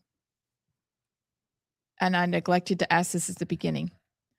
If you do not know what a caucus is, how about Allison Sinclair? Can you just define quick what a caucus is? How about that? It's just the Republicans get together and they caucus. It's their meeting. It's their little club. The Democrats have a club. There used to be a black caucus, but now you can't say that because Kenneth Pascal is a black man and he's a Republican, and it got really confusing. So, and they don't let him caucus with them. It's just your club. Yeah. It's what club you're in. Now, if you're on the federal level, they call it a conference, not a caucus, just so you know. So he wasn't kicked out of the party.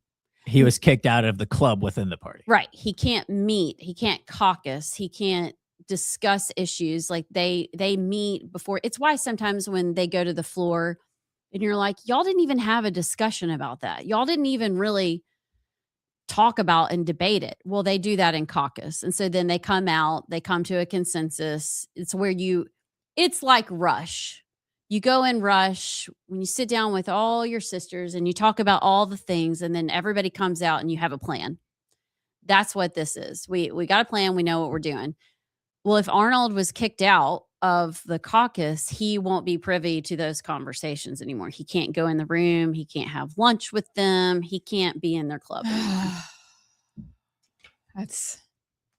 Maybe it's better.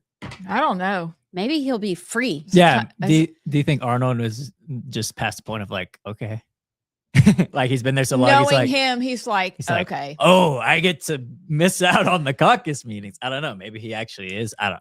But it's interesting. It is such middle school drama. Because I haven't thought about stakes. that. But like, what if there is some freedom in that? You're like, well, I don't know what they decided, so I'm just going to vote my constituency.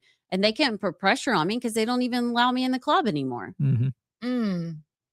Maybe other people are hoping they've gotten kicked out of the caucus too. Quick, grab your phone. Everybody's going to have recording phones of this. They can't get all of us. Maybe they need to do like in high school or wherever where they have the plastic things that hang on the back of doors that you put your shoes in. Yeah. Yes. And everybody has their own little cubby, and you put your cell phone in the little holder when you go into caucus, except for the dork that has like extra cell phone in their socks. And so you have to and all those shoot 'em up movies where they're like, come on. Yeah. It's like, okay, give fine. them all over. All right. And then they come out of their sleeve and their back pocket. It's like, is that all of them? Okay, fine. Yeah. We need a cell phone wander, like a metal detector. Yeah. That's what it's come to. Stay tuned, everybody. Shall we plunge to end the show? Yes. With our 8-second flush. That is not what happened on Artemis 2. Non-HE flush. Can you imagine being in space and the toilet's not working? That is hell. Absolutely not. And it was the more common of the experiences when we go to the bathroom. No, this is what they're saying. Take me back. Yeah. It's all fake. Can we turn this spaceship around? Well, I mean, it's got surely they send them with backup bags. Diapers. Because that's what they had before. You had to poop in a bag. Oh, ew. Anyways. Okay, moving on. You talk poop all the time at home. Yeah, but in a bag on a spaceship? You have to poop in a bag? It's a floater. That was good. That's great. They all float. That's good, JP. I do talk poop all the time. It's powered my entire existence. Father and buys those cute shoes. Man, I'm so thankful. Anybody wants to make fun of it, go ahead at your own peril. It's my life. Come at me, bro. Thank you. This is quick. What's the plunge? This is in honor of what's coming up this weekend. And what is coming up this weekend, friends? Basketball. I I said Easter. Oh, you're holy. That's for tomorrow. Easter, you precious boy. Sorry. What's happened this weekend, Sinclair? Basketball. Okay, on. We're playing back. Go ahead, keep going. We lost Keep going. the beat. Keep going. Basketball. All right. So this is in honor of that. Also, it's been trending. Also, Chris and I listened all day yesterday. And this person's problem has been solved in the immediate aftermath of the disaster with Jaden Ivey, who played at Purdue. I stupidly said he played at Duke. I'm sorry. He played for Matt Painter at Purdue. Boiler up. Loser. You. I know. I'm such a loser. Shame. So Jaden played, I think, a year, and then he went to the NBA. Great player. He's injured right now. However, he has become a Christian, and he is saying things. And saying those things got him waived from the Bulls. And I want to know your thoughts on that, because this isn't just about Jaden Ivey. This is about kids. He's 23, our kid's age. So that's college and right after college, learning that there are some things you can say and other things you can't. But when a behemoth of an organization says, for example, and this is a quote that I found from X yesterday.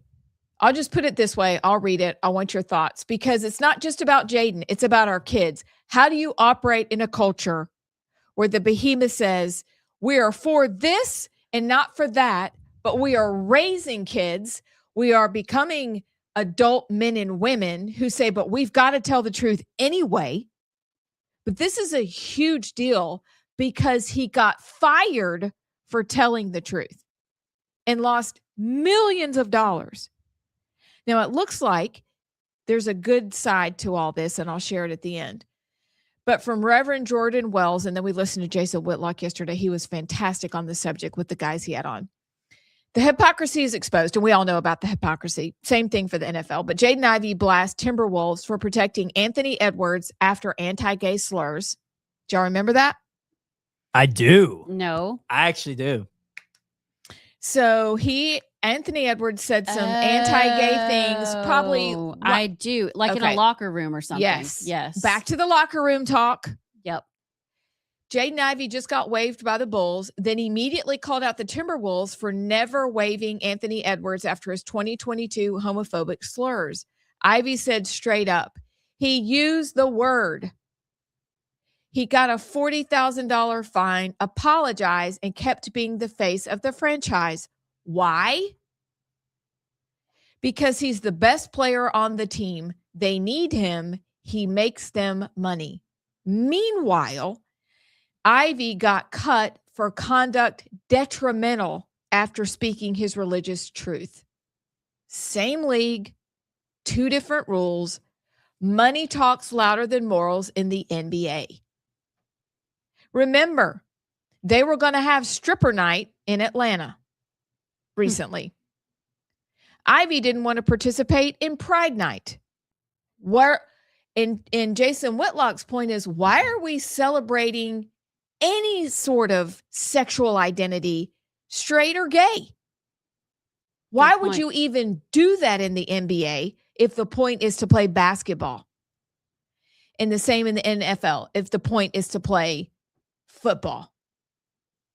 But here we have a young man who apparently was sexually abused along the way. His mother played for the WNBA. His mother was a standout at Notre Dame. Same for his dad. Dad's vacant, gone.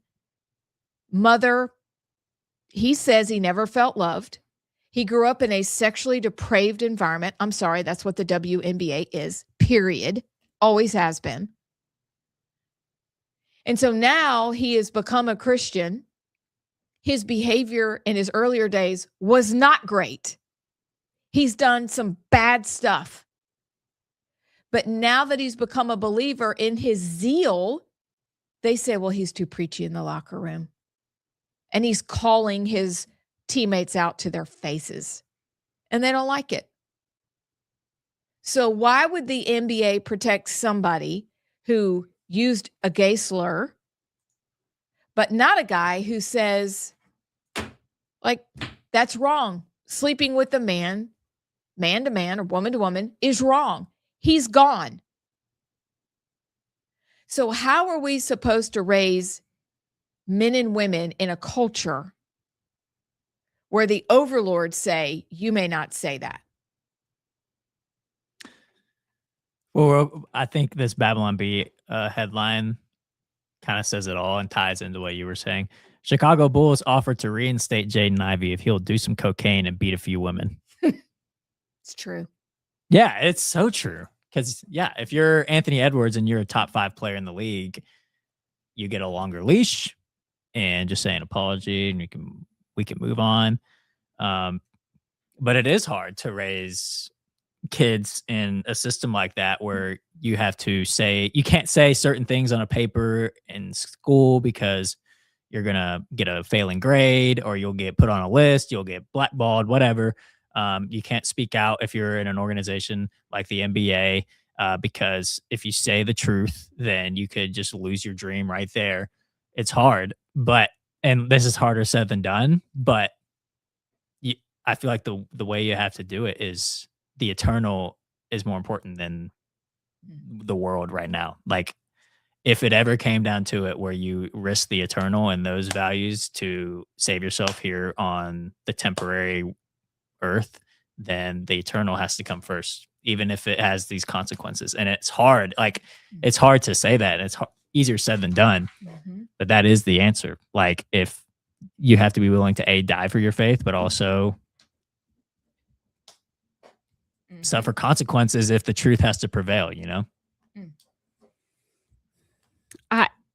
I'm just, there's no excuse for it. Like, I am firmly on the side of Jaden Ivey. Did you see he was on a podcast with Jaden Hurd? I did. I zoomed in. I was like, oh, hey, that's Jaden. Very cool. But I can see, a slur in a locker room has different impacts than an entire lifestyle change, which it sounds like his life is what Jesus does, totally turns your life upside down. And when you are a new believer, you are very zealous. I kind of miss it. You are very much on fire. You are very extreme because you have to be. You're trying to set and put away your old life. I can see that his new life is disruptive to the team. Apparently his mother and his wife or partner, I don't know if they're married, they have a child together. They aren't speaking to him. They're very upset with him. If you look online, people are like, he's kind of lost his mind. Like, he's gotten a little fanatical. Like, he's I can see from a locker room standpoint how that could be upending and more long-term disrupting than just like a gay slur in the middle of a celebration. Or I can't even remember what that. I think it was on Instagram Live or something. Yeah. However, think about how disrupting all the cocaine snorting, wife beating, girlfriend beating people are every time they come in the locker room with their shenanigans and their zeal for all the things that are wrong. So it is clearly they are shutting him down for his personal beliefs. We talked a little bit about it yesterday, but there's, I guess it's Title VII that they are talking about. Maybe they could be sued under Title VII for free speech. I saw that. And I hope maybe he goes down that road because, again, like Riley Gaines, you are setting a precedent for this, and it's only going to become more common and more prevalent. Really dangerous, but good for him for not wavering. It does seem to probably a lot of people around him like he drank some cult Kool-Aid, but it's what Jesus does. And it's what it looks like when you are saved. And he needs discipling. I hope that the guys that were on with Whitlock may reach out to him. Like, truly, Right. He needs discipling. Yeah. He is a little zeal without knowledge right now, but he is telling the truth, and their inability to receive the truth does not mean he's not allowed to say it. Yep. There you go. And that, I think, is what's happening. Also, he may be in talks with the Lakers for a contract after all this gets worked out. So we'll see. Maybe in JP on Sports tomorrow, we'll follow up and tell us what's going on. But I just thought that was very interesting. LA needs him. Yeah, they do. I ship it. I like that. Do they still say that? I like that, Alice. I think so. Like that means like I relationship it. I ship it. Yeah. I'm for that. JP, she knows stuff. We're gonna find you a wife and we're gonna ship it. Yeah, we are. Let's go. I look forward to it. Y'all, we'll see you tomorrow. It's gonna be a great day on the right side. Bye.